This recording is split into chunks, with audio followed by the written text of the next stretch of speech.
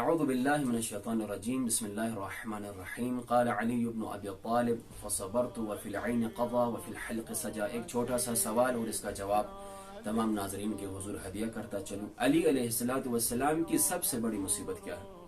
کیا علی علیہ السلام کے سر پر جو ضربت لگی مسجد کوفہ کے اندر، کیا یہ علی کی سب سے بڑی مصیبت ہے؟ جیسا کہ آج میں اور آپ سمجھتے ہیں، علی کی اسی مصیبت کو سن کر ہم اور آپ اہل بیت علیہ السلام خصوصاً امام علی پر گریہ کرتے ہیں۔ کیا یہ واقعاً علی کی سب سے بڑی مصیبت ہے؟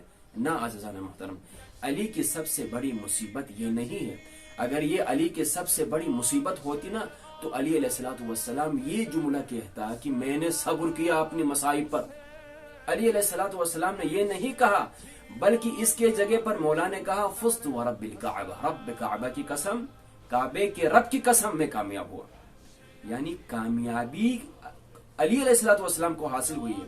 عزیزان محترم دیکھیے، اقدار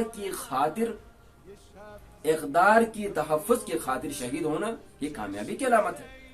عدل و انصاف کی خاطر خدا کی راہ میں شہید ہونا یہ بھی کامیابی کی علامت ہے۔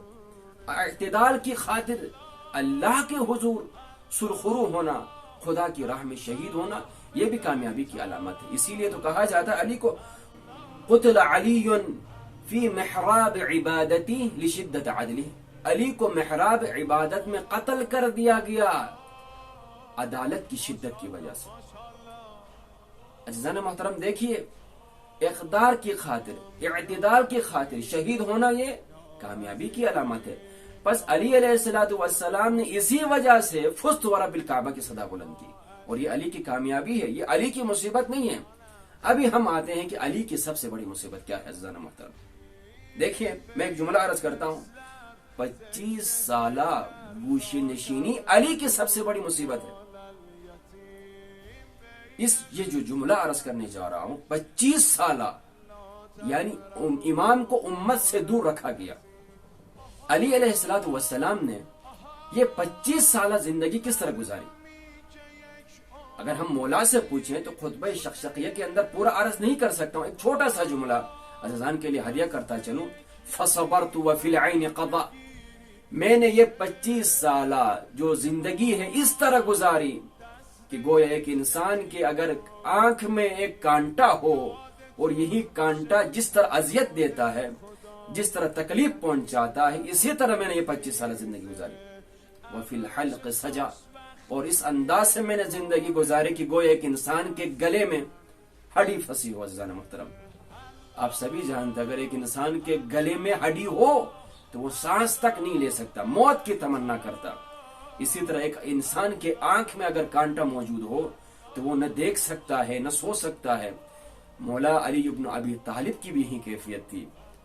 عزیزان محترم، گویا اس کے آنکھ میں کانٹا چبھا ہو، گویا اس کے گلے میں ہڈی ہو، یہ علی کی سب سے بڑی مصیبت ہے۔ عزیزان محترم، ایک اور جملہ عزیزان کے حضور عرض کرتا چلو، امامت کی جو جائیگاہ ہے گوشی نشینی نہیں ہے، امت کی لیڈرشپ ہے، امت کی رہنمائی ہے، یہ علی کی سب سے بڑی مصیبت ہے۔ اب ہم آتے ہیں علی کی سب سے دوسری بڑی مصیبت کیا ہے؟ اپنی سطح کے مقابلے میں مخاطب کا نہ پانا علی کی سب سے بڑی دوسری مصیبت ہے۔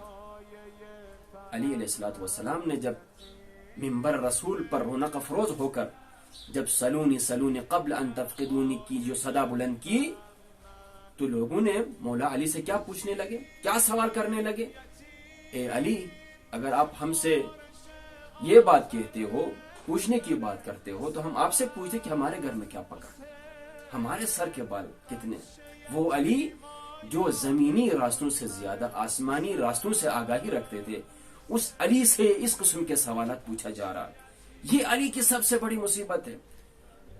علی کی جو مخاطبین ہیں، علی کے سطح کے مقابلے میں علی کے سطح کے ہم پلہ نہیں کر عزیزان محترم، یہ علی کی سب سے دوسری بڑی مصیبت ہے۔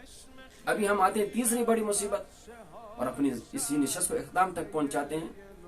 اگر ایک انسان اپنے فوج کا کمانڈر ہو اور وہ بہادر اور جرأت مند بھی ہو، لیکن اس کے سپاہی بزدل اور غیر مطیع ہو تو یہ بھی اس کمانڈر کے لیے سب سے بڑی مصیبت کہلائی جاتی ہے عزیزان محترم۔ اسی وجہ سے تو مولا علی بن ابی طالب نے کہا نا، اگر علی کے لیے ممکن ہوتا اپنے 10 سپاہی کو دے کر معاویہ کا 1 سپاہی لانا ممکن ہوتا تو علی یہی سودا کرنے کے لیے تیار ہوتا، بٹ علی کے لیے پاسبل نہیں۔ دیکھو علی علیہ السلام کی یہ بڑی مصیبت ہے زن محترم، اس چیز کو سمجھنے کی ضرورت ہے۔ آج کل جو جسمانی تکالیف اہل بیت کو دی جاتی ہے، ان تکالیف کو اہل بیت آسانی سے جھیل لیتے ہیں۔ کربلا کا واقعہ آپ کے سامنے موجود ہے، صبح سے لے کر عصر عاشور تک حسین کا سارا کنبہ جو ہے قربان ہوتا ہے، لیکن مولا حسین علیہ السلام نے اپنے سر کو زمین کربل پر رکھ کر رضا بقضائک و تسلیما لامرک لا معبود سواک، مولا حسین خدا کے حضور اس طرح راز و نیاز میں محو گفتگو ہے زن محترم، خدا کے جو قضا ہے، خدا کے جو ارادہ ہے اس پر راضی رہا حسین مظلوم کربلا۔ یا ابن زیاد کی مثال آپ کے سامنے ہے، زینب کبریٰ کو ذہنی اذیت دینے کے لیے زینب کبریٰ کے سامنے کہا کیف رعیتی صنع اللہ باخیک و اہل بیتک، اے زینب کبریٰ خدا نے آپ کے اہل بیت اور آپ کے حسین کے ساتھ کیا کیا، آپ نے کیسا پایا؟ تو زینب کبریٰ نے کیا کہا، ما رأیت الا جمیلا، اچھائی کے علاوہ میں نے کوئی اور چیز نہیں دیکھی۔ پس زینب کا یہ جملہ ما رأیت الا جمیلا، حسین کا یہ جملہ رضا بقضائک و تسلیما لامرک، اور مولا علی بن ابی طالب کا یہ جملہ فزت ورب الکعبہ، یہ جو جملے آپس میں اگر دیکھیں تو اشتراک کی نسبت پائی جاتی ہے زن محترم۔